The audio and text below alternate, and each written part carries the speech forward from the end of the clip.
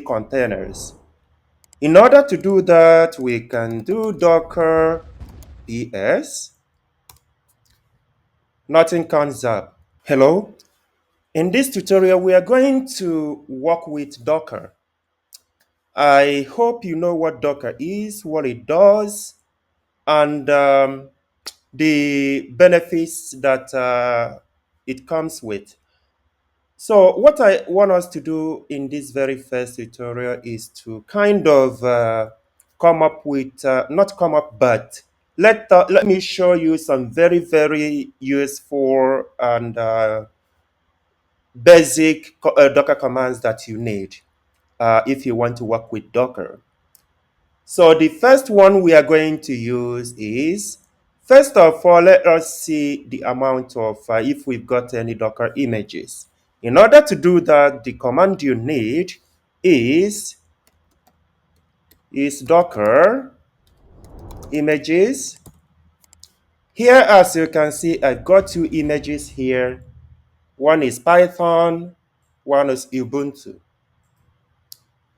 Also, you can check if you've got any images, or rather any containers. In order to do that, we can do docker ps. Nothing comes up. Let me show you something else. We can do docker ps -a. So we issue the same command. The first one was docker ps, the second one was docker ps on -a. So the difference here is when you use docker ps, the only the only containers you are going to find are the containers that are active. As you can see, these containers that we saw here are not active. That's why we are able to see them when we use the AS. As you can see, they are exited.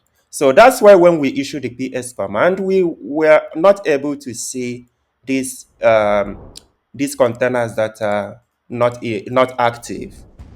I'm going to give you a very quick example. Now, let us start one of these containers, which is in exited status. So let's say docker start. Now let's use the name. Let's start this container. Let me just choose one of these. Let's use this. Let's start it. So it's started. Now I'm going to use docker ps again. As you can see, it just started 8 seconds ago. It's now up. If you remember, the status earlier was exited. Now, because we use docker ps, like I said earlier, you are able to find the containers that are up, as you can see. So this is to say that to see all the containers you have, whether they are they are up or down, you use the docker ps -a. In order to see only the ones that are up and running, you use docker ps.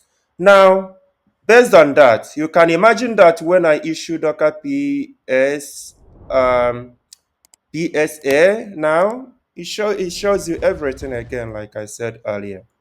So these are the main basic or the first basic commands we are going to discuss.